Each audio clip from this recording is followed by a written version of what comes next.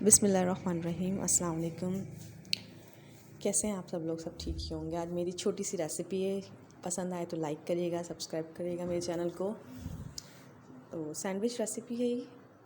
जैसे आप घर में आम अंडा बनाते हैं वैसे ही हम करेंगे। एक अंडा लेंगे, उसमें हम हरी मिर्च और हरा धनिया काट के डालेंगे बारीक बारीक, और उसके बाद हम उसमें नमक डालेंगे, लाल मिर्च कुटी हुई पिसी हुई दोनों डाल सकते हैं आप, काली मिर्च भी चाहें तो पीस के डाल सकते हैं। डालने के बाद इसको फेंट लेंगे अच्छी तरीके से। स्लाइस को हम कटिंग इस तरह भी सेंटर में से स्क्वायर कटिंग कर लेंगे, जैसा कि आपके दिख रहा है ना इस वक्त। उसके बाद हम तवा लेंगे या पैन भी ले सकते हैं। तवे में हम डालेंगे ऑयल, कुकिंग ऑयल, और उसके अंदर पहले हम आउटर साइड रखेंगे ब्रेड की। उसके अंदर हम अंडा डाल देंगे। अब इसको थोड़ी देर हम कुक होने देंगे। जब अंडे की बेस नीचे से कुक हो जाएगी फिर उसके हम चीज़ स्लाइस रखेंगे, और स्लाइस जो हमने कट किया है रिमेनिंग पार्ट ऑफ स्लाइस वो उसके ऊपर रखेंगे।